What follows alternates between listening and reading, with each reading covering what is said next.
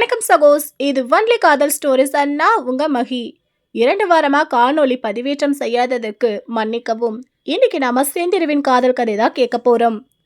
So கடைசியா பங்கஜம் அவங்க அப்பாக்காக wait பண்ணிட்டு இருந்தாங்க அப்படின்னு சொல்லி பார்த்தோம். அப்பா வந்தாரு. அவரு மட்டும் வந்தாரா இல்ல மகுடபதியையும் செந்திருவையும் கூட்டிட்டு வந்தாங்களா? தொடர்ந்து கேட்கலாம் ஒரு சிறிய விளம்பர இடைவேளைக்கு பிறகு. This video is sponsored by Bymot. Bymot அப்படின்றது அமேசான், ஃப்ளிப்கார்ட் போன்ற ஆன்லைன் வர்த்தகங்கள் செய்யக்கூடிய ஒரு அமைப்பு தாங்க.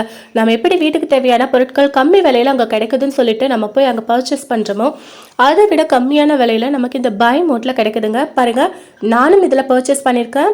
இத்தனை பொருட்களும், அதுவும் பிராண்டட் பொருட்கள் வெறும் 1000 ரூபாயில் கிடைச்சிது அப்படின்னு சொன்னால் நீங்கள் நம்புவீங்களா? அதுதாங்க நம்ம பைமோட். பாருங்க, இன்வாய்ஸ் காப்பி கூட கொடுத்துருக்காங்க. சொன்ன டேட்ல சொன்ன டைம்ல அதுவும் டெலிவரி பண்ணிருக்காங்க. ஸோ இன்னும் என்ன யோசிக்கிறீங்க? உடனே பைமோட் ஆப்பை டவுன்லோட் பண்ணுங்க, உங்க பணத்தை சேமிங்க. ஓகே சகோஸ், இனி தொடர்ந்து கதையை கேட்கலாம்.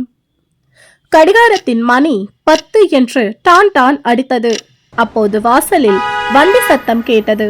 பங்கஜம் அவசர அவசரமாக விரைந்து வாசற் பக்கம் சென்றாள். சாலையில் நின்ற மோட்டாரிலிருந்து அவளுடைய தகப்பனார் இறங்கி வருவதை கண்டாள். வேறு ஒருவரும் வண்டியிலிருந்து இறங்கவில்லை. காரில் இருந்தபடியே போலீஸ் மாமா குட் நைட் என்றார். வண்டி போய்விட்டது. ஐயாசாமி முதலியார் பங்களா வாசலுக்கு வந்ததும் பங்கஜம் அவர் கையை கெட்டியாய் பிடித்துக்கொண்டு, என்ன செய்திப்பா? செந்திருவ பாத்தீங்களா? எங்க பாத்தீங்க? எப்படி இருக்கா?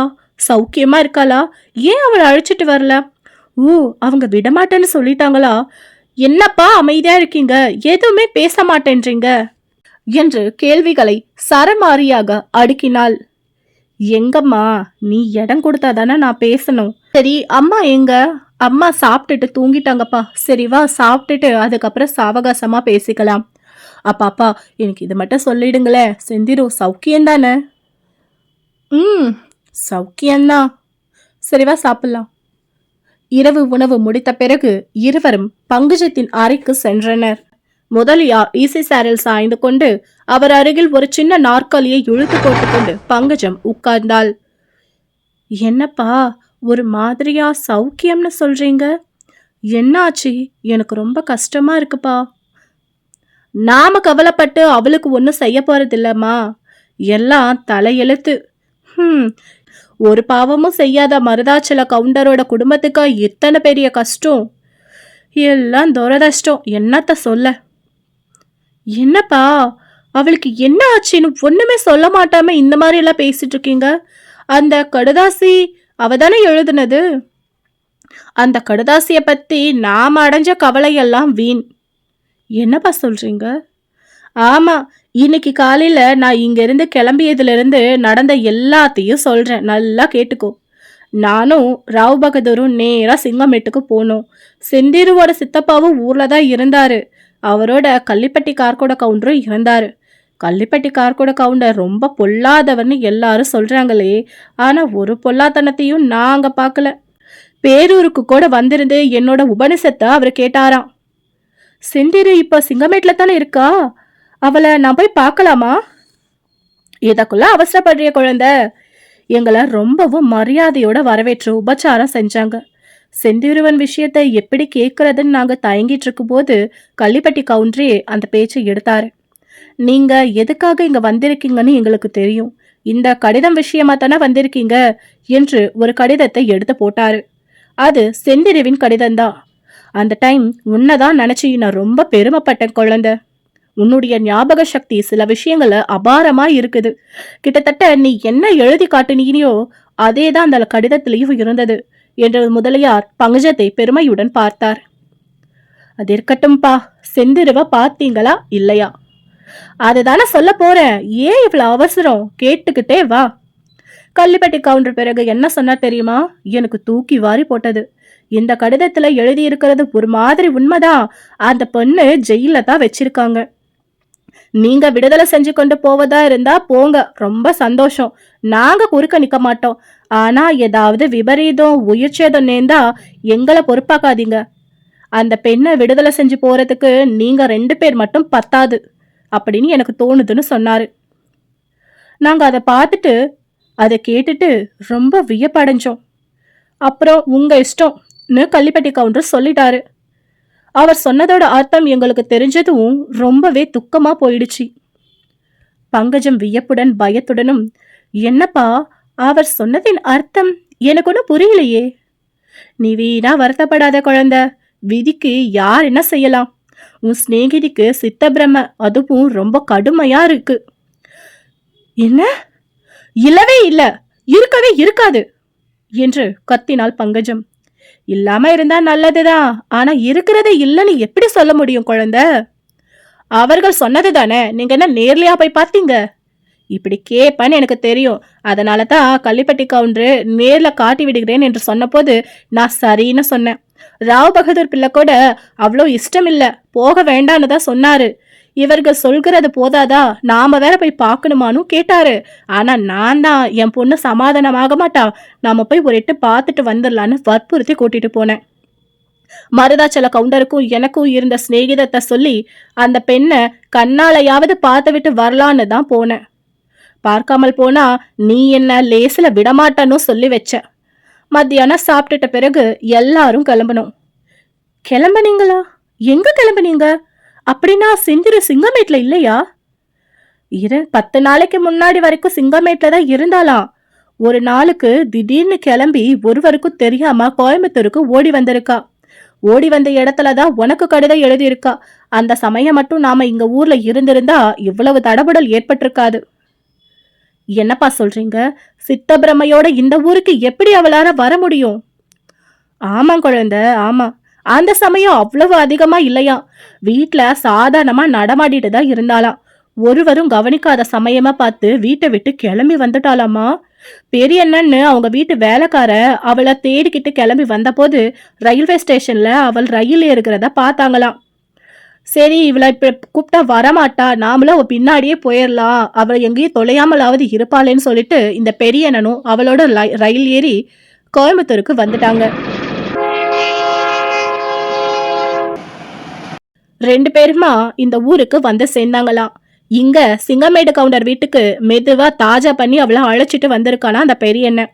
வீட்டின் கதவை தாழ்பால் போட்டுட்டு இந்த ராத்திரி நீ இங்கேயே இருன்னு சொல்லிட்டு கதவை தாழ்பால் போட போன போதுதான் கத்தி எடுத்து அவனை குத்திட்டானா. செந்திரு பெரியண்ணனை குத்தினாளா என்று ஐயாசாமி முதலியார் சொன்னதும் பங்கஜம் நெருப்பை மிதித்தவள் போல் துள்ளி எழுந்து, ஐயோ என்னப்பா சொல்றீங்க என்றாள். ஆமா ஆமா, நடந்ததான் சொல்றேன். செந்திருவா கத்தியை எடுத்து ஒருவனை குத்துனா? சொல்கிறவங்க சொன்னா கேட்கிறவங்களுக்கு எங்க போச்சு புத்தி? ஐயாசாமி முதலியார் புன்னகையுடன், எங்க புத்தி எங்கேயும் போகலமா, சரியாதான் இருக்குது. உன் தோழியின் மதிக்குத்தான் ஏதோ வந்துடுச்சு, எல்லாம் துரதிர்ஷ்டம். என்னத்தான் சித்தபிரம்மன்னாலும் கத்தியால் குத்த தோணுமாப்பா? அதிலும் செந்திரு பாவம், ஒரு எறும்புக்கு கூட ஒன்னும் தீங்கும் நினைக்க மாட்டான். ஜட்கா வண்டிக்கார குதிரையா அடிச்சா கூட அதை பார்க்க பொறுக்காம கண்ணை பொத்திக் கொள்வா. அவ கத்தி எடுத்து ஒருவனை குத்துனான்னு சொன்னா எப்படி நம்புறது? நம்புவது கஷ்டம்தான் குழந்தை. யார் இல்லைன்னு சொன்னா? உன் சிநேகிதிக்கு இப்படி வர வேண்டான்னா? ஒருவேளை அவ அப்பா உயிரோடு இருந்திருந்தா மயிலாப்பூர் பள்ளிக்கூடத்துல படிச்சுக்கிட்டு சந்தோஷமா இருந்திருப்பா. இப்படியெல்லாம் நடந்தும் இருக்காது. தலையில எழுதின எழுத்த யாரால மாத்த முடியும்? ஆனா உனக்கு ஒண்ணு சொல்றேன், குத்து வெட்டு எல்லாம் நமக்கு தான் பயங்கரமே தவிர இந்த ஜில்லாவில ரொம்ப சகஜம். இந்த கொங்கு நாட்டின் காற்றுல ஏதோ கேடு இருக்க வேண்டும். உன் சிநேகிதியை தான் எடுத்துக்கொள்ள, அவள் இப்படி மாறி போவாள் என்று யார் கண்டா? அப்பா, என்ன பயங்கரமான கூச்சல்! குத்து வெட்டு கொலை ரத்தம் பலி என்றெல்லாம் அவள் போட்ட பயங்கரமான கூச்சலை கேட்டிருந்தா நீ நடுங்கி போயிருப்ப என்றார் முதலியார். ஐயோ அப்படியா? நீங்களே பாத்தீங்களாப்பா? அதுதானே சொன்னேன், நீ இப்படி கேட்பன்னு தெரிஞ்சுதான் நேரா போய் பார்த்துட்டு வந்து விடுவோன்னு ராவ் பகதூர் கிட்ட சொன்னேன். எல்லாருமா மத்தியானம் கிளம்பினோம். எங்க கிளம்புனீங்க? அப்படின்னா செந்திரு இப்போ நீலகிரியில் கூனூருக்கு மேல கொஞ்சம் தூரத்துல தேவகிரி எஸ்டேட் இருக்குது. அது கள்ளிப்பட்டி கவுண்டர் எஸ்டேட் தான். அங்க அவருடைய பங்களால தான் இப்போ செந்திரு இருக்கா. குளிர்ச்சியான இடத்துல இருந்தாதான் சித்தபிரமைக்கு அனுகூலம்னு டாக்டர் சொன்னதுனால அங்க அழைச்சிட்டு போய் வச்சிருக்காங்களாம். இன்னைக்கு மத்தியானம் 2 கவுண்டர்களும் போய் பார்த்துட்டு வர நினைச்சிட்டு இருந்தாங்களா. ஸோ அதனால நாங்க எல்லாருமா போனோம். ஹட்சன் கார் மலை மேல ஏறினது என்ன ஜோரா இருந்தது தெரியுமா குழந்தை? கார்ல போன பெருமெல்லாம் இருக்கட்டும்பா. செந்திருவின் கதியை நினைச்சா எனக்கு என்னமோ செய்யுது. ரொம்ப வேதனையாவும் இருக்குது. அவளை நீங்க பாத்தீங்களா? உங்களை அவளை அடையாளம் கண்டுபிடிச்சிட்டாளா? அடையாளமாவது கண்டுபிடிக்கிறதா அவரு. கார் பங்களாவின் மேட்டில் ஏறும்போதே பயங்கரமான கூச்சல் சத்தம் கேட்டது. பங்களா வாசல்ல கார் நின்னதும், யாரடா தடி பசங்களா, கார்ல வந்து யாரா இறங்குறீங்க என்று ஒரு கோரமான குரல் கேட்டது. உன் தோழியின் குரல் எவ்வளவு கோரமாய் மாறி போயிடுச்சு தெரியுமா? கொண்டு வா நரபலி, கழுத்தை முறித்து ரத்தத்தை குடிக்கிறேன், குத்து வெட்டு என்று கூச்சல் கிளம்பிற்று. அதையெல்லாம் விவரமாக உனக்கு சொல்லக்கூடாது. சொன்னா ராத்திரியில நீ தூங்க மாட்ட. கார்கொட கவுண்டர் எங்களை பார்த்துட்டு, என்ன சொல்றீங்க, அழைச்சிட்டு போறீங்களா என்று கேட்டார். நாங்கள் என்னத்த சொல்றது? ராவ் பகதூரும் நானும் ஒருவரை ஒருவர் பார்த்துட்டு அசட்டு சிரிச்சுக்கிட்டோம். பங்களா வாசலில் இருந்தபடியே காரில் இருந்து கீழே இறங்காமலே திரும்பி போயிட நாங்க தயாரா இருந்தோம். ஆனா கார்கொட கவுண்டர் விடல. உள்ளே வந்து பார்க்கணும்னு சொன்னாரு. பங்களாவுக்குள்ள போனோம். பாவம், அங்கே ஒரு அறையில செந்திருவ பூட்டி வச்சிருந்தாங்க. புத்தி கொஞ்சம் தெளியும் போது வெளியே விடுவாங்களாம். ஆனா நாங்க போன போது பைத்தியம் ரொம்ப கடுமையா இருந்தது. ஜன்னல் கிட்ட போய் கவுண்டர் எங்களை அழைச்சிட்டு போன போது அங்கிருந்த சமயக்காரி வந்து குறுக்கிட்டு, அந்த பொண்ணு துணியெல்லாம் கிழிச்சு போட்டுட்டு உக்காந்துருக்குதுங்க ஐயா என்றாள். அந்த கன்றாவிய என்னாலெல்லாம் பார்க்க முடியாதுன்னு சொல்லிட்டு நான் ஒதுங்கி நின்னுட்டேன். ராவ் பகதூரின் கையை பிடிச்சிட்டு அழைச்சிட்டு கொண்டு போய் கவுண்டர் ஜன்னல் கிட்ட விட்டாரு. உள்ளே இருந்து ஒரு தண்ணீர் குவள ஜன்னல் கம்பிகளின் மேல் வந்து படீர்னு விழுந்தது. ராவ் பகதூர் ஒரேடியா மிரண்டு போயிட்டாரு. அப்புறம் என்னத்த சொல்றது, பேசாம திரும்பி வந்தோம் என்ற கதையை ஒரு விதமாக முடித்தார் ஐயாசாமி. பங்கஜம் சற்று மௌனமாயிருந்தாள். படித்துக் கொள்ளலாமா குழந்தை, நான் போகட்டுமா என்றார் முதலியார். ஆமாப்பா, அவ்வளவு பைத்தியம் முற்றி இருந்தால் கடுதாசி அவ்வளவு நன்றாக எப்படி எழுதியிருப்பாள் என்று கேட்டாள்.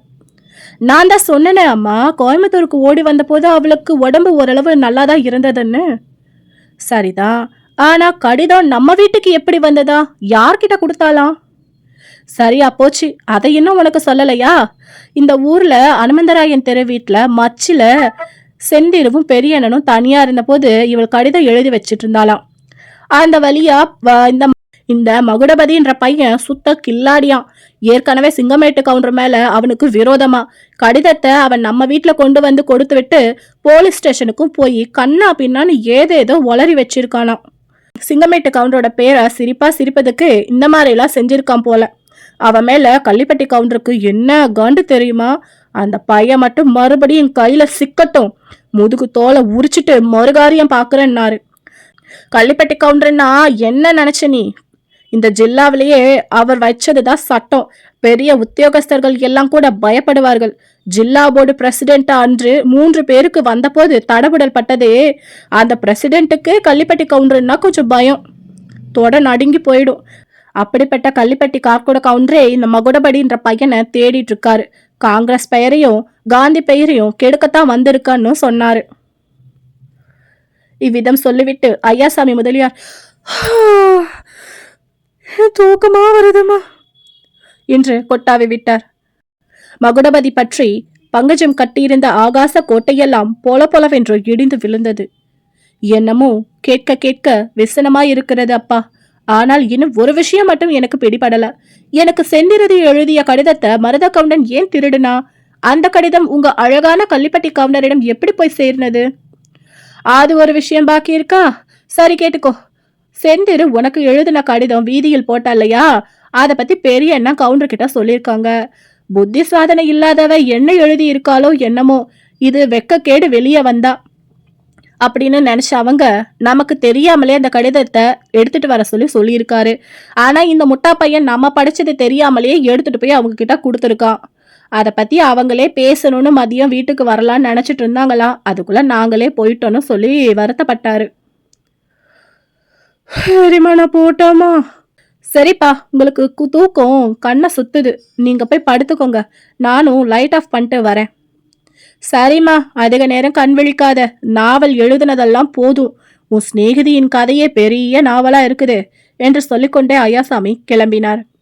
பங்கஜமும் தன்னுடைய நோட்டு புத்தகத்தை மூடி வைத்துவிட்டு எழுந்திருந்து விளக்கை அணைப்பதற்காக போனாள். அப்போது அவள் உடம்பை ஒரு குலுக்கி போட்டது. ஒரு நிமிடம் அவள் மார்பு அடித்துக் கொள்வது நின்றுவிட்டது.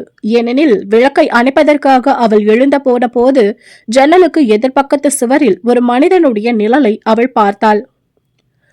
பங்கஜம் பளிச்சென்று விளக்கை அணைத்தாள். சத்தமில்லாமல் ஜன்னலண்டை போய் வெளியில் பார்த்தாள்.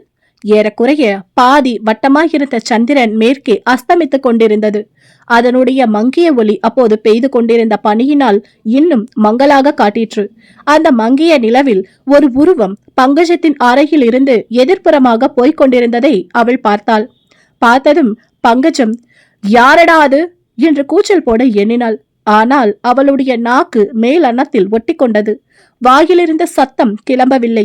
அவளுடைய தேகமெல்லாம் அந்த மார்கழி மாத கடும் குளிரில் சொட்ட சொட்ட வியர்த்தது. ஒரு நிமிட நேரம் அப்படியே பார்த்து கொண்டு நின்றாள். பங்களாவுக்கு எதிரில் கார் வந்து நிற்பதற்கான முன் முகப்பு இருந்தது. அந்த முகப்பு வாசலுக்கு காம்பவுண்டுக்கு சுவரில் மத்தியில் மரமல்லிகை மரங்களும் குரோட்டான்ஸ் செடிகளும் அடர்த்தியாக படர்ந்த ஒரு கொடி வீடும் இருந்தன. அங்கிருந்து மலர்களின் நறுமணம் கமகமவென்று வந்து கொண்டிருந்தது. ஜன்னல் பக்கத்திலிருந்து போன உருவம் அந்த கொடி வீட்டு அருகில் சென்றது. அங்கே சற்று தயங்கி நின்றது. பிறகு அந்த கொடி வீட்டுக்குள் நுழைந்தது. பங்கஜம் சற்று நேரம் ஜன்னலண்டையில் நின்று பார்த்து கொண்டிருந்தாள். கொடி வீட்டுக்குள் நுழைந்த உருவம் வெளியே வரவே இல்லை. இதற்குள் அவளுக்கும் பயம் தெளிந்து விட்டது. அச்சமயம் தான் என்ன செய்ய வேண்டும் என்று யோசித்தாள். அப்பாவிடம் போய் சொல்லலாமா? அதுதான் நியாயமாக செய்ய வேண்டியது.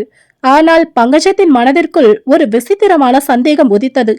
அவளுடைய அறையின் ஜன்னலோரத்திலிருந்து கிளம்பிச் சென்ற கொடி வீட்டுக்குள் நுழைந்த உருவம் பார்ப்பதற்கு ஒரு இளைஞனுடைய உருவமாயிருந்தது. அது யாராயிருக்கும்? ஒருவேளை என்ன பைத்தியக்காரத்தனம்! ஒரு நாளும் இராது. ஆனால் ஏன் இருக்கக்கூடாது? இல்லை இல்லை, கார்கோட கவுண்டர் தான் அப்பா திரும்பி வந்து என்ன சொல்கிறார் என்று தெரிந்து கொள்வதற்காக ஆளை அனுப்பி இருக்க வேண்டும். ஒருவேளை சாதாரண திருடனோ என்னமோ? ச்சே, திருடனா இருக்க முடியாது. திருடன் அவ்வளவு துணிச்சலாய் வீட்டில் விளக்கு எறியும் போது வந்து ஜன்னலண்டை உட்கார்ந்து இருப்பானா? எப்படி இருந்தாலும் தானே அந்த மர்மத்தை கண்டுபிடித்து விடுவது என்று பங்கஜம் தீர்மானித்துக் கொண்டாள். அப்பாவை கூப்பிட வேண்டியதில்லை. தன்னுடைய சந்தேகம் ஒருவேளை உண்மையாக இருந்தால் அப்பாவை கூப்பிட்டால் காரியம் கெட்டு போய்விடும். அப்படி என்ன மோசம் வந்துவிட போகிறது? திருடனாய் இருக்கட்டுமே, ஒருவனால் என்ன செய்ய முடியும்? எல்லாவற்றுக்கும் முன் ஜாக்கிரதையா இருந்தால் போய்விடுகிறது. அப்படி மிஞ்சி வந்தால் முன்னருகில் தானே அப்பா படுத்திருக்கிறாள். கூச்சல் போட்டால் உடனே வந்து விடுகிறார்.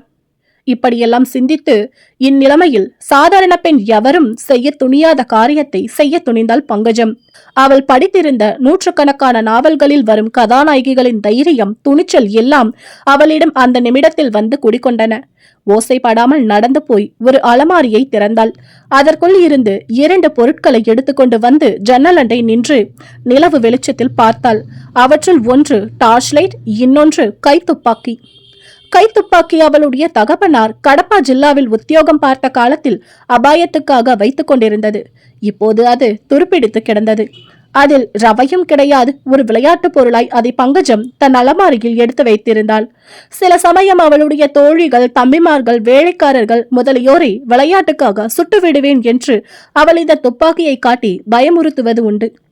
திருடனை அதனால் ஒன்றும் செய்ய முடியாது என்று அவளுக்கு தெரியும். ஆனாலும் அவள் இப்போது கொண்டிருந்த நோக்கத்துக்கு அது போதுமாயிருந்தது. பிறகு பங்கஜம் ஓசைப்படாமல் அந்த அறையில் இருந்து வெளிவந்து பக்கமுள்ள கதவை திறந்தாள். வெளியில் எல்லாம் நிசப்தமாய் இருந்தது. அடிமேல் அடி வைத்து நடந்து தாழ்வாரத்திலிருந்து போர்ட்டிகோவில் இறங்கி அங்கிருந்து கொடிவீட்டின் அருகில் வந்தாள். அப்போது அக்கொடி வீட்டிலிருந்து மிக மெலிந்த விம்முகின்ற குரலில் யாரோ பேசும் சத்தம் வந்து கொண்டிருந்தது. பங்கஜம் உற்று கேட்டாள். பைத்தியம், பைத்தியம், செந்திருவுக்கு சித்தப்பிரமை என்று ஒரு குரல் தனக்குத்தானே சொல்லிக் கொண்டிருந்ததாக தோன்றியது. அந்த குரலில் எவ்வளவோ ஏக்கமும் ஏமாற்றமும் வேதனையும் கலந்திருந்தன. சற்று திகைத்து நின்ற பிறகு பங்கஜம் கொடிவீட்டின் அருகில் நெருங்கி சென்று ஒரு கையில் கை துப்பாக்கியை நீட்டியபடி இன்னொரு கையில் டார்ச் லைட்டுடன் அமுக்கினாள். பளீரென்று வெளிச்சம் அடித்தது. கொடி வீட்டுக்குள்ளே உட்காருவதற்காக போடப்பட்டிருந்த சிமெண்ட் விசி பலகையில் ஒரு வாலிபன் உட்கார்ந்திருந்தான். திடீரென்று வெளிச்சம் அடித்ததும் அவன் திடுக்கிட்டு குனிந்த தலையை நிமிர்ந்து பார்த்தான். அவனுடைய கண்களிலிருந்து வலிந்து கொண்டிருந்த கண்ணீரில் டார்ச் லைட் பட்டதும் அதன் ஒளிப்பட்டு மின்னியது.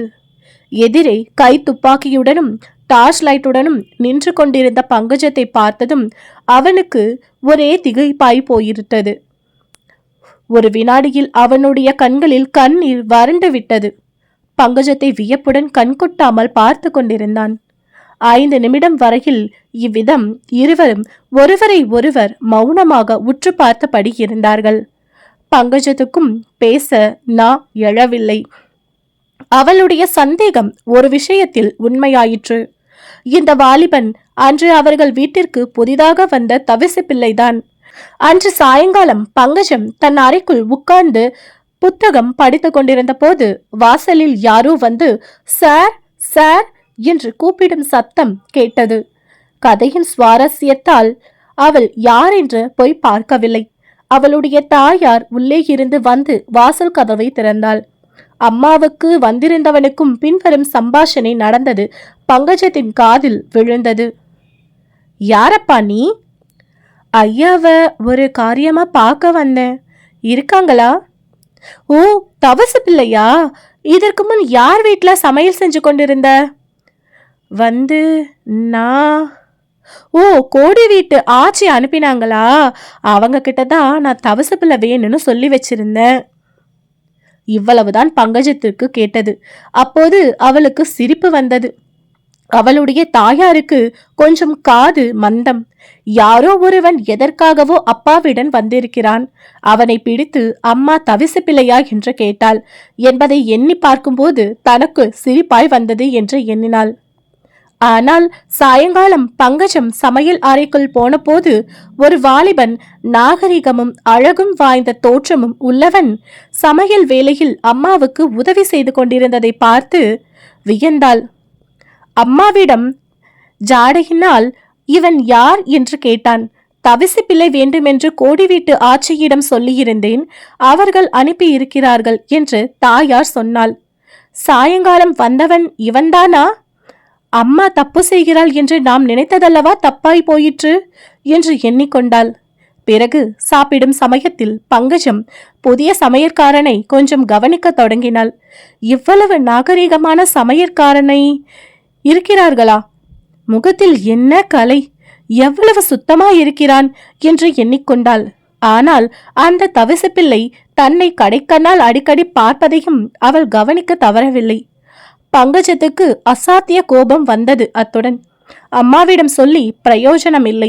அப்பா வந்ததும் இந்த தவிசு பிள்ளை வேண்டாம் என்று போக சொல்லிவிட வேண்டும் என்று எண்ணிக்கொண்டாள். ஆனால் அப்பா ராத்திரி 10 மணிக்கு வந்த பிறகு அவர் கூறிய ஆச்சரியமான விவரங்களை எல்லாம் கேட்டுக்கொண்டிருந்ததில் புதிய தவிசு பிள்ளையை பற்றி அவள் அடியோடு மறந்துவிட்டாள். இப்போது கொடி வீட்டிற்குள் உட்கார்ந்து விம்மிக் கொண்டிருந்தவனை டார்ச் லைட்டின் வெளிச்சத்தில் பார்த்ததும் புதிய தவிசு பிள்ளைதான் என்று உடனே தெரிந்து போய்விட்டது. ஆனால் உண்மையில் இவன் யார்? கார்கோட கவுண்டரின் ஆளா? உளவு அறிந்து போவதற்காக வந்தவனா? அல்லது ஒருவேளை அப்படியும் இருக்க முடியுமா? 5 நிமிட நேரம் இவ்விதம் சிந்தனையில் ஆழ்ந்து நின்ற பிறகு பங்கஜத்திற்கு ஏதாவது பேசினால் ஒழிய நெஞ்சு விடுத்துவிடும் என்ற நிலைமை ஏற்பட்டு விட்டது. யார் நீ? நிஜத்தை சொல்லிவிடு, இல்லாவிட்டால் என்று பங்கஜம் மேலே சொல்ல தயங்கி தொண்டையை கனைத்தாள். அந்த வாலிபனும் தொண்டையை கனைத்து கொண்டு இல்லாவிட்டால் என்றான். இந்த துப்பாக்கியின் குண்டு இந்த நிமிடமே உன் மீது பாயும் என்று பங்கஜம் நாவல் பாஷையில் சொன்னாள். அந்த வாலிபன் சிரித்தான். அந்த சிரிப்பில் எவ்வளவோ சோகமும் வெறுப்பும் கலந்திருந்தது. அப்படியாவது செய்துவிடு அம்மா, எனக்கு பெரிய உபகாரமாய் அது இருக்கும். பங்கஜத்துக்கும் என்னமோ செய்தது. ஆனாலும் அவள் சமாளித்து கொண்டு இந்த பாசங்கள்லாம் வேண்டாம். யார் நீ? உன் பெயர் என்ன? நிஜத்தை சொல்லிவிடு என்றாள். நிஜம் சொல்ல வேண்டுமா? நிஜம்? நிஜம்? இந்த உலகத்தில் நிஜத்திற்கு மதிப்பு இருக்கிறதா? நிஜம் சொன்னால் கேட்கிறவர்களும் உண்டா? அம்மா, நிஜத்தை சொல்கிறேன். அதற்கு பதிலாக எனக்கு ஒரு உபகாரம் செய்ய வேண்டும். செய்வாயா என்று வெறிப்பிடித்தவன் போல் பேசினான். உபகாரமா? என்ன உபகாரம் என்று பங்கஜம் கேட்டாள். உன் கையில் இருக்கிற துப்பாக்கியில் என்னை சுட்டு கொன்றுவிடு. இல்லாவிட்டால் அந்த துப்பாக்கியை என் கையிலாவது கொடு, நானாவது சுட்டு கொண்டு சாகிறேன் என்றான் வாலிபன். இந்தா என்று பங்கஜம் தன் கையில் இருந்த துப்பாக்கியை கொடுத்தாள். அதை வாங்கி விசையை இழுத்து பார்த்துவிட்டு வாலிபன் வெறுப்புடன் கீழே போட்டான். பங்கஜம் சிரித்தாள். வாலிபன் அவனை கோபமாய் பார்த்து, உனக்கு சிரிப்பா வருகிறதா என்று கேட்டான். சிரித்தால் என்ன? உன் சிநேகிதிக்கு இப்படிப்பட்ட விபத்து வந்திருக்கும் போதா சிரிப்பது? உன் மனம் என்ன கல்லா? என் சிநேகிதிக்கு என்ன விபத்து வந்துவிட்டது? வேறென்ன விபத்து வர வேண்டும்? உன் தகப்பனார் தான் சொன்னாரே பைத்தியம் பிடித்தது என்று. செந்திருவுக்கு பைத்தியமா? ஒரு நாளும் இல்லை. அவளுக்கு பைத்தியம் என்று சொல்லுகிறவர்களுக்குத்தான் பைத்தியம். என்ன என்ன பைத்தியம் இல்லையா? அதெப்படி சொல்கிறாய்? பகவானே, இது மட்டும் நிஜமாயிருந்தால் உனக்கு உனக்கு உனக்கு எப்படி தெரியும்? எதனால் அவ்வளவு நிச்சயமாய் சொல்கிறாய்? முதலில் நீ யார் என்று சொல். சொன்னால் சொன்னால் செந்திருவுக்கு பைத்தியம் ஏன் இல்லை என்று நான் தெரிவிக்கிறேன். என் பெயர் மகுடபதி. நினைத்தேன் நீதானா என் சிநேகிதியை பைத்தியம் பிடித்தவள் போல் மாற்றியது? அதுவும் காதல் பைத்தியம். மகுடபதிக்கும் பங்கஜத்திற்கும் மேலே நடந்த சம்பாஷணையை சொல்வதற்கு முன்னால் காலப்போக்கில் கொஞ்சம் பின்னோக்கி சென்று மகுடபதி லாக்கப்பில் இருந்து வெளியே வந்ததுக்கு பிறகு அவனுக்கு நேர்ந்தவைகற்றை எல்லாம் நாம் தெரிந்து கொள்ள வேண்டும். போலீஸ் லாக்கப்பில் இருந்து மகுடபதியை சப் ஜெயிலுக்கு கொண்டு போய் ஒரு தனி அறையில் அடைத்தார்கள். ஏற்கனவே 2 முறை 1 வாரமும் 10 நாளும் அவன் சப் ஜெயிலில் இருந்திருக்கிறான். ஆனால் இந்த தடவை அவன் சப் ஜெயிலில் இருந்து 3 நாட்களும் அவனுக்கு 3 யுகங்களாய் தோன்றின. அவன் உள்ளம் எண்ணாத எண்ணமெல்லாம் எண்ணிற்று. தேசத்தில் மகத்தான இயக்கம் ஆரம்பமாகி நடந்து கொண்டிருக்கிறது. அந்த ஜில்லாவில் அவனுடைய முக்கியமான காங்கிரஸ் சகாக்கள் எல்லாம் சிறைக்கு போய்விட்டனர். அநேக தொண்டர்கள் அடிபட்டு ஆஸ்பத்திரியில் கிடக்கிறார்கள். இப்படிப்பட்ட இயக்கத்தில் தான் பங்கு எடுத்துக்கொள்ள முடியவில்லையே. ஏதோ ஒரு பொய் கேஸில் அகப்பட்டு சப்ஜெயிலில் கிடக்க வேண்டியதாய் இருக்கிறது. தன்மேல் என்ன கேஸ் போட போகிறார்கள் என்ற விவரம் இன்னும் அவனுக்கு தெரிந்த பாடில்லை. போலீஸ் அதிகாரிகள், முக்கியமாக சப் இன்ஸ்பெக்டர் சங்கடஹரி ராவ் என்ன சூழ்ச்சி செய்து கொண்டிருக்கிறாரோ தெரியாது. அவர் மட்டும்தான் சூழ்ச்சி செய்கிறாரா, அல்லது கார்கோட கவுண்டரும் சேர்ந்து 2 பேருமாய் சூழ்ச்சி செய்து கொண்டிருக்கிறார்களா? ஏதாவது கள்ளுக்கடையை கொளுத்தியதாக ஒரு பொய்க்கேசை தன் பேரில் அவர்கள் போட்டு வைத்தால் என்ன செய்வது? அதற்கு வேண்டிய பொய் சாட்சிகளை தயாரித்து தண்டனை அடைந்தால் காங்கிரஸ் இயக்கத்திற்கு அதனால் மாசு ஏற்பட்டு விடுமல்லவா? அத்தகைய கேஸ் நேர்ந்தால் எதிர் வழக்காடுவதா அல்லது சும்மா இருந்து விடுவதா? யோசனை கேட்பதற்கு கூட முக்கியமான காங்கிரஸ் தலைவர்கள் யாரும் இல்லையே. எல்லாரும் முன்னாலேயே சிறைக்கு போய்விட்டார்கள். இன்னும் வெளியில் இருக்கும் 2 சந்தித்து பேசுவதற்கும் வசதி கிடையாது.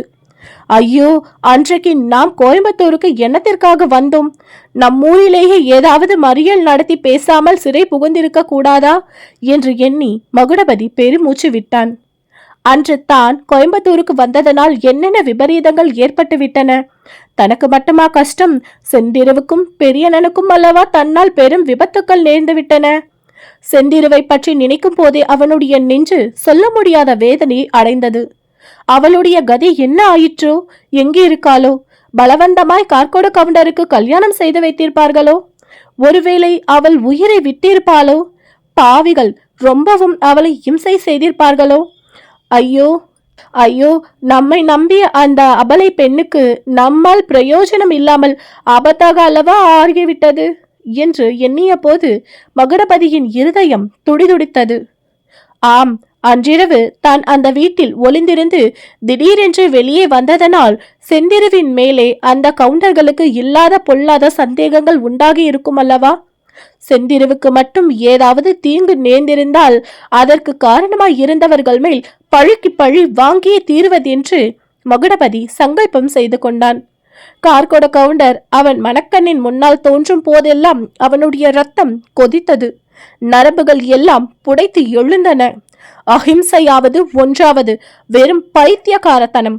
இப்படிப்பட்ட பாதகர்களை எல்லாம் எந்த விதத்திலாவது யமலோகத்துக்கு அனுப்பினால் அதுவே பெரிய புண்ணிய செயலாகும் என்று அடிக்கடி எண்ணமிட்டான். பெரியண்ணன் மீது கார்கோட கவுண்டரின் கத்தி பாய்ந்த காட்சி அடிக்கடி அவன் மனக்கண் முன் வந்து கார்கோட கவுண்டரின் மேல் அவனுக்கு இருந்த கோபத்தீயை இன்னும் தூண்டிவிட்டு ஜுவலிக்க செய்தது. பெரியண்ணனுடைய கதி என்னவாயிருக்கும்? தானே எழுந்து போயிருப்பானோ, அல்லது கவுண்டர்கள் வந்துதான் அப்புறப்படுத்தியிருப்பார்களா, அல்லது இந்த பாதக உலகை விட்டு போயிட்டானா? 3 தினங்கள் வரையில் இவ்விதம் அவன் உள்ளம் கொந்தளித்துக் கொண்டிருந்தது. இன்னும் சில தினங்கள் இப்படியே தன்னை தனி அறையில் போட்டிருந்தால் ஒருவேளை பைத்தியம் பிடித்து விடுமோ என்று கூட அவனுக்கு தோன்ற தொடங்கியது. ஐயோ, அப்படி ஏதாவது நேர்ந்துவிட்டால் செந்திருவின் கதி என்ன? இந்த எண்ணம் தோன்ற போது விரிந்த மலர்ந்த கண்களில் நீர் துளிகளுடன் கூடிய செந்திருவின் சோகம் ததும்பும் முகம் அவன் மனக்கண் முன் வரும். அப்போது அவனுடைய நெஞ்சு வெந்து போவது போல் இருக்கும். இந்த துயர நினைவை மறப்பதற்காக மகுடபதி காங்கிரஸ் இயக்கத்தையும் காந்தி மகானையும் தேசிய போரின் மற்ற அம்சங்களையும் பற்றி சிந்திக்க முயன்றான். 3ஆம் நாள் பிற்பகலில் மகுடபதியை இத்தகைய சிந்தனைகளில் ஈடுபட்டிருந்த போது திடீரென்று சில போலீஸ் சேவகர்கள் வந்து அவனை அடைத்திருந்த கொட்டிக்கு முன்னால் நின்றார்கள். கதவு திறக்கப்பட்டது. அவர்களுடைய உத்தரவுப்படி மகுடபதி வெளியேறினான். வாசலில் போலீஸ் வண்டி காத்து கொண்டிருந்தது. அதற்குள் ஏற்கனவே 4-5 தொண்டர்கள் இருந்தார்கள். மகுடபதியும் அதற்குள் ஏற்றப்பட்டான். போலீஸ் சேவகர்களும் ஏறி உட்கார்ந்ததும் வண்டி புறப்பட்டது. எல்லாரையும் கோர்ட்டுக்குத்தான் அழைத்து போகிறார்கள் என்று மகுடபதி நினைத்தான். வண்டியில் ஏற்கனவே இருந்த தொண்டர்களில் ஒருவரையும் மகுடபதிக்கு தெரியாது. அவர்கள் எல்லாம் மகாத்மா காந்திக்கு ஜே, வந்தே மாதரம் என்று உரத்த குரலில் கோஷமிட்டார்கள். மகுடபதிக்கு இந்த கோஷத்தில் கலந்து கொள்வதற்கு வேண்டிய உற்சாகம் இல்லை. ஆகையால் மௌனமாயிருந்தான். தொண்டர்களின் கோஷத்தினால் கலவரப்பட்டு வீதியில் போய்கொண்டிருந்த ஜனங்கள் போலீஸ் வண்டியை நோக்கினார்கள். அவர்களில் யாராவது தனக்கு தெரிந்தவர்களாக இருக்கிறார்களா? இருந்தால் சமீட்சையில் செய்து தெரிவிக்கலாம் என்று மகுடபதி ஆவலுடன் வண்டி கம்பிகளின் வழியாக பார்த்து கொண்டே போனான். ஒருவரும் அவனுக்கு தெரிந்தவர்களாக எதிர்படவில்லை. எதிர்பட்டிருந்தாலும் இரும்பு வலை கூண்டு போல் அமைந்திருந்த போலீஸ் வண்டிக்குள் இருந்து அவனால் ஒன்றும் பேசி இருக்க முடியாது. வண்டி வேறு மிகவும் வேகமாய் போய்கொண்டிருந்தது.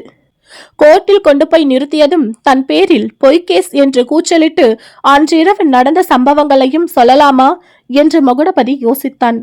அவனால் தெளிவாக சிந்தனை செய்ய முடியாவிட்டாலும் அதனால் பயன் விளையாது என்று தோன்றியது. முதலில் மற்ற தொண்டர்கள் தன்னை ஜெயிலுக்கு பயந்தவன் என்று நினைத்துக் கொள்வார்கள். மற்றபடி மாஜிஸ்ட்ரேட்டும் தான் சொல்வதை காது கொடுத்து கேட்க மாட்டார். கேஸுக்கு சம்பந்தம் இல்லாத விஷயம் என்று சொல்லி தான் பேசுவதற்கு இடம் கொடுக்க மாட்டார்கள். கார்கோட கவுண்டர் மாஜிஸ்ட்ரேட்டையும் தன்னுடைய கைக்குள் போட்டுக் கொண்டிருக்க கூடுமல்லவா? ஏதாவது ஜாமீன் கேஸ் என்று தன்னை ஒருவரிடம் சிறைக்குள் தள்ளிவிட்டால் செந்திருவின் நிலைமை என்ன? இப்படி கோர்ட்டில் என்ன சொல்வது என்பதை தீர்மானிக்க முடியாமல் மகுடபதி தவித்துக் கொண்டிருந்த போது அந்த போலீஸ் மோட்டார் கோயம்புத்தூர் நகரின் எல்லையை தாண்டி கொண்டிருப்பதை மகுடபதி கவனித்தான். இதென்ன, நம்மை கோர்ட்டுக்கு கொண்டு போகவில்லையா? எங்கே கொண்டு போகிறார்கள் என்று மகுடபதி மற்ற தொண்டர்களை பார்த்து கேட்டான். அவர்களில் ஒருவன், இது தெரியாதா உனக்கு? நம்ம பேர்ல கேஸ் நடக்காதா. இப்போது கோயம்புத்தூருக்கு வெளியே எங்கேயாவது தூரத்துல கொண்டு போய் விட்டுடுவிடபடி ஜில்லா மாஜிஸ்ட்ரேட் உத்தரவாம். இந்த செய்தியை கேட்டதும் மகுடபதிக்கு புத்துயிர் வந்தது போல் இருந்தது. இன்னும் சிறிது நேரத்துக்கெல்லாம் தனக்கு விடுதலை கிடைத்துவிடும் என்ற எண்ணம் அவனுக்கு குதூகலமாய் உண்டாகிற்று. போலீஸ் வண்டி அதிக வேகமாய் சென்றது போல் அவன் எண்ணங்களும் விரைந்து சென்றன. விடுதலை கிடைத்ததும் செந்திருவை தேடும் முயற்சியில் தான் ஈடுபட வேண்டும். அதை எப்படி ஆரம்பிப்பது? ஏன் முதலில் மேஜே சப்ஜெக்ட் ஐயாசாமி முதலியார் வீட்டுக்குத்தான் போக வேண்டும்?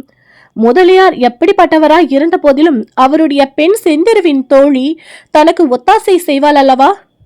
அதிவேகமாய் போய்க் கொண்டிருந்த மோட்டார் வண்டி சட்டென்று சாலையில் நின்றது. 3 தொண்டர்கள் இறக்கிவிடப்பட்டார்கள். அவர்கள் வந்தே மாதரம் என்று கோஷித்தார்கள். வண்டியில் இருந்தவர்கள் எதிரொலி செய்தார்கள். மறுபடியும் வண்டி கிளம்பி துரிதமாய் சென்றது. 1/4 மணி நேரம் போன பிறகு மீண்டும் நின்றது. 2 தொண்டர்கள் இறக்கிவிடப்பட்டார்கள். பிறகு வண்டியில் மகுடபதி ஒருவன் தான் இருந்தான். மகுடபதி பொறுமையிழந்து வண்டியில் இருந்து குதித்து விடலாமா என்ற நிலைமைக்கு வந்தபோது வண்டியின் வேகம் குறைந்தது. இறங்கப்பா என்றான் ஒரு போலீஸ். வண்டி சரியாக நிற்பதற்குள்ளாகவே மகுடபதி இறங்கினான். இதனால் தள்ளாடி கீழே விழப்போனவன் மெதுவாக சமாளித்துக் கொண்டான். அவன் இறங்கியதும் போலீஸ் வண்டி விற்றென்று புறப்பட்டு அடுத்த நிமிடம் அமோகமாய் கிளம்பிய சாலை புழுதியில் மறைந்து விட்டது. அஸ்தமன சமயம். சூரியன் மேற்கு திசையில் காணப்பட்ட மலை தொடர்களுக்கு பின்னால் மறைந்து விட்டது. சாலை நிர்மானுஷ்யமாய் இருந்தது. கண்ணு கெட்டிய தூரம் ஊரோ வீடோ காணப்படவில்லை. அந்த இடம் கோயம்புத்தூரில் இருந்து சுமார் 30 மைல் இருக்கலாம். அவ்வளவு தூரம் எப்படி நடந்து போய் சேர்வது? சாலையில் ஏதாவது பஸ் வந்தால் ஏறிக்கொள்ளலாம். இத்தனை நேரம் கழித்து பஸ் வருமா? இம்மாதிரி யோசனை செய்து கொண்டு மகுடபதி சாலையோடு வந்து கொண்டிருந்தான். ஓரிடத்தில் சாலையில் முச்சந்தியும் கைகாட்டி மரமும் காணப்பட்டன. கோயம்புத்தூர் சாலையில் அவன் திரும்பியதும் எதிரே ஒரு மோட்டார் வண்டி வருவதை கண்டான். எவ்வளவு வேகமாய் வருகிறது என்று நினைத்து கொண்டே சாலையில் ஒதுக்குப்புறமாக நகர்ந்தான். வண்டி கொஞ்சம் மெதுவானது போல் தோன்றியது. இதென்ன, நாம் எவ்வளவு ஒதுங்கி போனாலும் வண்டி இப்படி விடுகிறானே என்று நினைத்து கொண்டே இன்னும் ஒதுங்கினான். ஆனால் வண்டியும் ஒதுங்கி அவன் பக்கமே வந்தது. அடுத்த வினாடி வண்டி அவன் மேல் மோதிற்று. மகுடபதி நினைவிழந்து கீழே விழுந்தான். மகுடபதிக்கு மறுபடியும் நினைவு வந்தபோது தான் ஒரு மோட்டார் வண்டியின் பின் சீட்டில் படுத்திருப்பதை அறிந்தான். வண்டி வேகமாய் போய்க் கொண்டிருந்தது. அவனுடைய தலையில் ஏதோ ஈய குண்டை வைத்தது போல் கனத்தது. வண்டி மோதி கீழே தள்ளியது அவனுக்கு நினைவு வந்தது. தலையில் நல்ல அடிபட்டிருக்க வேண்டும். அதனால்தான் அப்படி கனக்கிறது. இன்னும் முழங்காலிலும் கைகளிலும் தோளிலும் காயம்பட்ட வலியின் உணர்ச்சியும் உண்டாயிற்று. மிகவும் பிரயத்தனப்பட்டு சிறிது தலையை தூக்கி முன் சீட்டை கவனித்தான். நன்றாக இருட்டி இருந்தாலும் வண்டி ஓட்டியது கார்கோட கவுண்டர் தான் என்பது தெரிந்தது. இந்த வண்டியேதான் தன்னை மோதி கீழே தள்ளியது. தான் கீழே விழப்போகும் தருவாயில் டிரைவர் சீட்டில் இருப்பது கார்கோட கவுண்டர் போலிருக்கிறதே என்று எண்ணியதும் நினைவுக்கு வந்தது. தன்னை போலீசார் கொண்டு போய் நடுச்சாலையில் விடப்போவதை தெரிந்து கொண்டுதான் கவுண்டர் பின்னால் தொடர்ந்து வந்திருக்க வேண்டும். வேண்டுமென்று தான் காரை தன்மேல் மோதியிருக்க வேண்டும். ஆனால் இப்போது எங்கே தன்னை கொண்டு போகிறார்? ஏதோ கொடிய நோக்கத்துடன் தான் இருக்க வேண்டும் என்பதில் சந்தேகமில்லை. தான் பிழைத்திருக்கும் விஷயம் அவனுக்கு தெரியுமோ தெரியாதா? செத்து போனதாக நினைத்து கொண்டு தன் உடலை எங்கேயாவது யாரும் கண்டுபிடிக்க முடியாத இடத்தில் கொண்டு போய் போட்டுவிட எடுத்து போகிறானோ? அல்லது உயிர் இருக்கிறதென்று தெரிந்துதான் வேறு ஏதாவது தீய நோக்கத்துடன் கொண்டு போகிறானோ? ஒருவேளை அவன் தன்னை உயிரோடு புதைத்து விடக்கூடுமோ என்று எண்ணிய போது மகுடபதியின் தேகத்தில் உள்ள ரோமங்கள் எல்லாம் குத்திட்டு நின்றன. அந்த நினைப்பினாலே அவனுக்கு மூச்சு திணறிற்று. இந்த ராட்சதனுடைய வசத்திலிருந்து எப்படியாவது தப்பித்துக் கொள்ள வேண்டும். தனக்காக இல்லாவிட்டாலும் செந்திருவுக்காகவும் பெரியனனுக்காகவும் தப்பி பிழைக்க வேண்டும். ஆனால் எப்படி? அதிவேகமாய் போய்கொண்டிருக்கும் காரிலிருந்து எப்படி இறங்கி தப்பிச் செல்வது? இவ்விதம் மகுடபதி யோசித்துக் கொண்டிருக்கும் போதே வண்டியின் போக்கு மெதுவாயிற்று. என்ஜினிலிருந்து பட் பட் என்ற சத்தம் கேட்டது. 2-3 தடவை முக்கி முணங்கிவிட்டு கர் என்ற சத்தத்துடன் கார் நின்றுவிட்டது. வண்டியை மறுபடி கிளப்புவதற்காக கவுண்டர் மட்டும் முயற்சி செய்து பார்த்தார். ஒன்றும் பலனளிக்காமல் போகவே வண்டியில் இருந்து கீழே இறங்கி மகுடபதி படுத்திருந்த பின் சீட்டின் பக்கம் வந்து கதவை திறந்தார். மகுடபதி கண்களை இறுக மூடிக்கொண்டான். மூச்சு கூட மெதுவாக விட்டான். கவுண்டன் குனிந்து எதையோ எடுத்தான். அவன் எடுத்தது டார்ச் லைட் என்பதற்காக அடுத்த நிமிடம் தன் முகத்தின் மேலே வீசிய ஒளியினால் மகுடபதி ஊகித்துக் கொண்டான். அப்போதும் அவன் கண்களை திறக்கவில்லை. கவுண்டன் டார்ச் லைட்டுடன் முன்பக்கம் போனான். சற்று நேரத்துக்கெல்லாம் மகுடபதி கண்ணை விழுத்து பார்த்தான். அவன் படுத்திருந்த பின் சீட்டின் கதவு திறந்திருந்தது. பின்னால் என்ஜின் மூடியை திறந்து வைத்துக் கொண்டு கவுண்டன் கையில் டார்ச்சுடன் உத்து பார்த்து கொண்டிருந்தான். சரி, தப்புவதற்கு இதுதான் தக்க சமயம் என்று மகுடபதி தீர்மானித்து சத்தம் செய்யாமல் கீழே இறங்கினான். சாலைக்கு பக்கத்தில் மரங்களும் புதர்களும் அடர்ந்த காடு, நல்ல இருட்டு. உடம்பின் வலியையும் தலை கனத்தையும் சிறிதும் பொருட்படுத்தாமல் மகுடபதி மெல்ல மெல்ல நடந்து அந்த காட்டுக்குள் புகுந்தான். புகுந்த பிறகு திரும்பி கூட பார்க்காமல் போய்கொண்டே இருந்தான். சுமார் 1/2 பல்லாக்கு தூரம் போன பிறகு நின்றான். கவுண்டன் என்ஜினை ரிப்பேர் செய்துவிட்டு திரும்பி வந்து பார்க்கும்போது தன்னை காணாமல் எவ்வளவு ஏமாற்றம் அடைவான், எவ்வளவு கோபம் அவனுக்கு வரும் என்று எண்ணினான். அப்போது கவுண்டனின் கோபக்குரல் போல் மோட்டார் கார் டர் என்ற கர்ஜனையுடன் கிளம்பும் சத்தம் கேட்டது.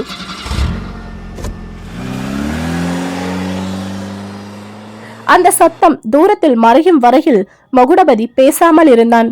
பிறகு மெல்ல மெல்ல நடந்து சாலைக்கு வந்து சேர்ந்தான். சாலையில் காக்காய் கிடையாது. இருட்டோ கேட்க வேண்டியதில்லை. நடுகாட்டின் தனிமையை காட்டிலும் இந்த சாலையின் தனிமை அதிக பயங்கரமாய் காட்சியளித்தது. மகுடபதி சற்று நடந்து பார்த்தான். களைப்பினால் நடக்க முடியவில்லை. ஒரு மரத்தடியில் உட்கார்ந்து கொண்டான். கடவுளே, நீயே தொன என்று மனதிற்குள் எண்ணினான். இங்கு இந்த மரத்தடியிலே கடவுள் நமக்கு மரணத்தை விதித்திருக்கிறாரா? இராது, ஒரு நாளும் இராது. இவ்விதம் அனாதையாக மரத்தடியில் சாவதற்காகவா பகவான் இத்தனை அபாயங்களிலிருந்தும் தன்னை காப்பாற்றுவித்தார்? இல்லை, தன் மூலமாக கடவுள் நிறைவேற்ற விரும்பும் காரியங்கள் இன்னும் இருக்கின்றன. முக்கியமாக செந்திருவை கார்கோட கவுண்டனிடமிருந்து காப்பாற்றும் வேலையை கடவுள் தனக்கு அளித்திருக்கிறார். அந்த வேலை நிறைவேறும் வரையில் தனக்கு சாவு வராது. சீக்கிரத்தில் கடவுள் ஏதேனும் உதவி நமக்கு அனுப்புவிப்பார். ஒவ்வொரு நிமிடமும் ஒவ்வொரு யுகமாய் மகுடபதிக்கு போய்கொண்டிருந்தது. இவ்வாறு 1/2 மணி நேரம் ஆகி இருக்கும். தூரத்தில் மாட்டு வண்டிகள் வரும் சத்தம் கேட்டது.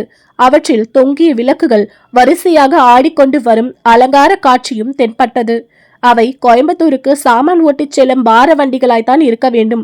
வண்டிகள் அருகில் வந்தபோது மகுடபதி முன்ஜாக்கிரதையாக ஒரு மரத்தின் பின்னால் தங்கி வருவதை கவனித்தான். முன் வண்டிகள் எல்லாம் போன பிறகு மறைவிலிருந்து வெளிவந்து கடைசி வண்டியின் அருகில் வந்தான். அரை தூக்கமாய் இருந்த வண்டிக்காரன் திடுக்கிட்டு, யாரப்பா அது என்றான். நீதானா அண்ணா என்றான் மகுடபதி. அவன் வேங்கைப்பட்டிக்கு பக்கத்து ஊரான காட்டுப்பாளையத்தை சேர்ந்தவன். செங்கோட கவுண்டன் என்று பெயர். மகுடபதியை இந்த இடத்தில் இந்த கோலத்தில் கண்டு அவன் அதிசயித்து வண்டியில் ஏறிக்கொள்ள சொன்னான். வண்டியில் தானிய மூட்டை ஏற்றி இருந்தது. மகுடபதி படுத்துக்கொள்ள சௌகரியமாய் இருந்தது. மகுடபதி காங்கிரஸ் தொண்டன் என்று செங்கோட கவுண்டனுக்கு தெரியும். கோயம்புத்தூரில் நடந்த தடியடி கலாட்டாவை பற்றியும் அவன் கேள்விப்பட்டிருந்தான். ஆகவே மகுடபதி தன்னை போலீசார் இப்படி தனிக்காட்டில் கொண்டு வந்து அடித்து போட்டு விட்டு போயிட்டார்கள் என்று சொன்னதை உடனே அவன் நம்பினான். மகுடபதியிடம் பூரண அனுதாபம் காட்டியதுடன் போலீஸ் இலாக்காவை பலமாக திட்டவும் தொடங்கினான். அண்ணே, சத்தம் போடாதன என்றான் மகுடபதி. சத்தம் போட்டால் என்ன? எந்த பையன் என்ன செய்ய முடியும்? சிகப்பு தலைப்பா கண்டு பயப்படுறவன் இந்த செங்கோட கவுண்டன் இல்ல. எந்த பயலாவது என் மேல கைய வைக்கட்டும், அப்ப இருக்கு அவனுக்கு என்று செங்கோடன் மடியில் இருந்த கத்தியை எடுத்தான். மகுடபதி அவனுக்கு மகாத்மா காந்தியின் அகிம்சையை பற்றி சொன்னதெல்லாம் ஒன்று பயன்படவில்லை. கடைசியாக மகுடபதி இன்னொரு காரணம் இருக்கிறது. அண்ணே, இந்த கலாட்டாவில் என் வேலை தீர்த்து விடுவது என்று கல்லுக்கடை கவுண்டன் கங்கணம் கட்டியிருக்காரு. என்னை தேடிக்கொண்டு ஒரு வேளை எதிர வந்தாலும் வருவாரு. நான் இந்த வண்டியில இருக்கிறது தெரிந்தா. யாரு? கள்ளிப்பட்டி கவுண்டனா என்று செங்கோடன் கேட்டபோது அவனுடைய குரலில் கவலை தொனித்தது. ஆமா. ஐயோ, அந்த ராட்சசன் கிட்டவா நீ விரோதம் பண்ணிக்கிட்ட? போலீசாரை பற்றி அவ்வளவு அலட்சியமாய் பேசிய செங்கோட கவுண்டன் கள்ளிப்பட்டி கவுண்டர் என்று சொன்னதுமே நடுங்கியதை பார்த்து மகுடபதிக்கு ஆச்சரியமாய் இருந்தது.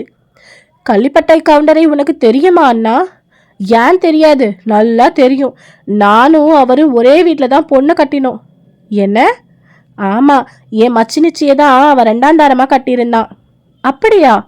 ஆனா எங்களுக்குள்ள வெகு நாளா போக்குவரத்து இல்லப்பா. பாவாயி செத்து போனா அப்புறம். யாரு பாவாயி? யார் இந்த பாவாயி? ஏன் மச்சினிச்சுதான். அவளுக்கு ஒரு ஆண் பிள்ளை குழந்தை இருந்ததுப்பா. 3 வயசு இருக்கும். பாவாயி செத்து போன சமயத்துல அந்த பிள்ளையும் காணாம போயிடுச்சு. பிள்ளைய நான் தான் ஏதோ பண்ணிட்டேன்னு கள்ளிப்பட்டி கவுண்டனுக்கு சந்தேகம். ஐயோ, என்ன பாடுபடுத்தணும் தெரியுமா? கொதிக்கிற எண்ணெயில கையை வச்சு சத்தியம் செஞ்சதுக்கு அப்புறம் தான் விட்டான். இதோ பாரு என்று கையை காட்டினான். கை வெந்து போய் தோல் உரிந்திருந்தது. 15 வருஷம் ஆச்சு. அப்போதிருந்த ராட்சசத்தனம் அந்த மனுஷனுக்கு இன்னும் போகல. மகுடபதி இந்த விவரத்தை கேட்டு மிக்க ஆச்சரியமும் அருவருப்பும் அடைந்ததுடன் கள்ளிப்பட்டி கவுண்டரிடம் தான் சிக்கிக் கொண்டால் என்ன பாடுபடுவோமோ என்று எண்ணினான். அவன் அடிவயிற்றையே கலக்கியது. இச்சமயத்தில் தூரத்தில் மோட்டார் வண்டி வரும் சத்தம் கேட்டது.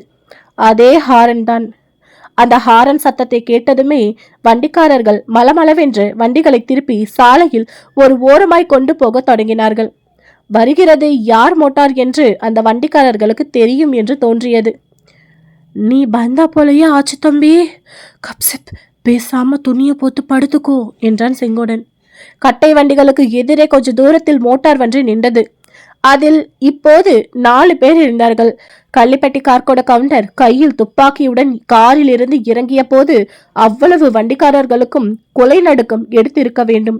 மகுடபதிக்கு கூட என்ன விபரீதம் நடக்கப் போகிறதோ என்று தத்தளிப்பாய் இருந்தான்.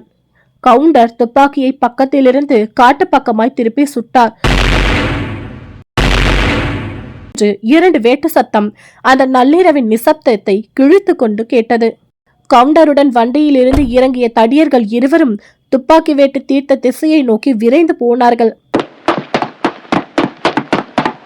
அவர்கள் கோயம்புத்தூரில் அன்று மாலை தன்னை தொடர்ந்து வந்தவர்கள் தான் என்பதை மகுடபதி தெரிந்து கொண்டான். கட்டை வண்டிகளில் தொங்கிய லாந்தர்களின் வெளிச்சத்தில் இதெல்லாம் ஓர் அதிசயமான சினிமா காட்சி போல் தெரிந்தது. காட்டிற்குள் புகுந்த தடியர்கள் இருவரும் சற்று நேரத்திற்கெல்லாம் திரும்பி வந்தார்கள். ஒருவரின் கையில் செத்த முயலை தூக்கி கொண்டு வந்தான். முயலின் வயிற்றிலிருந்து ரத்தம் வடிந்து கொண்டிருந்தது. இந்த கோர காட்சியை காண சகிக்காமல் மகுடபதி கண்களை மூடிக்கொண்டான். முயலின் மேல் பாய்ந்த குண்டு உண்மையில் தன்னை உத்சேசித்து விடப்பட்டதுதான் என்று அவன் உள்ளத்திற்கு தெரிந்து போயிற்று. ஆமாம், பக்கத்து கட்டில் ஏதோ சலசலப்பு கேட்டுத்தான் கவுண்டர் மோட்டாரை நிறுத்தியிருக்கிறான். தாம் தேடி வந்த ஆசாமி அங்கே காட்டில் ஒளிந்து கொண்டிருக்கலாம் என்று எதிர்பார்த்துத்தான் துப்பாக்கி வேட்டு தீர்த்திருக்கிறான்.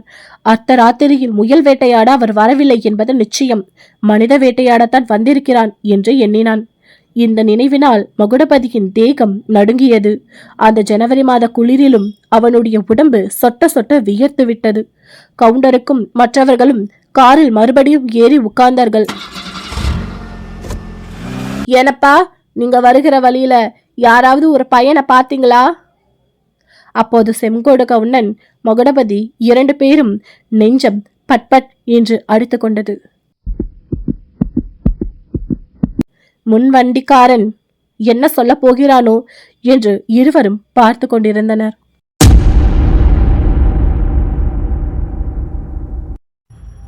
முன்வண்டிக்காரர் என்ன சொல்ல போகிறார்? அதோட பங்கஜத்துக்கு செந்திருவுக்கு பைத்தியம் இல்லைன்னு எப்படி அவ்வளோ ஷியோரா சொல்றாங்க? இந்த கொஸ்டின்கான ஆன்சர் எல்லாம் தெரிஞ்சுக்க காத்திருங்க. அடுத்த எபிசோடு வர வரைக்கும் அதுக்கு நீங்க நம்மளோட சேனலை டக்குன்னு சப்ஸ்கிரைப் பண்ணி வச்சுக்கோங்க. கூடவே இருக்கிற பெல் ஐக்கானையும் ப்ரெஸ் பண்ணிக்கோங்க. உங்களுக்கு இந்த வீடியோ பிடிச்சிருந்தா ஒரு லைக் பண்ணுங்க. ரொம்ப பிடிச்சிருந்தா ஷேர் பண்ணுங்க. அதோட நம்மளோட காணொலி பக்கத்துல அகநானூற்று காதல் கதைன்னு சொல்லிட்டு ஒரு சீரீஸ் போட்டுட்டு வந்துட்டு இருக்கோம். அற்புதமான அழகான பழங்காலத்து காதல் கதைங்க. அண்ட் அதோட அழகழகான குட்டி குட்டி லவ் ஸ்டோரிஸும் அப்லோட் பண்ணிட்டு இருக்கோம். அதையும் போய் கேளுங்க. கண்டிப்பா ஏதேனும் ஒரு கதை உங்களோட வாழ்வோட ஒன்றிணைந்திருக்கும். உங்களோட வாழ்வை மாற்றக்கூடியதா இருக்கும். தொடர்ந்து இணைந்திருங்கள். இது ஒன்லி காதல் ஸ்டோரிஸ் அண்ட் நான் உங்க மகி. மீண்டும் அடுத்த காணொளியில் உங்களை சந்திக்கிறேன்.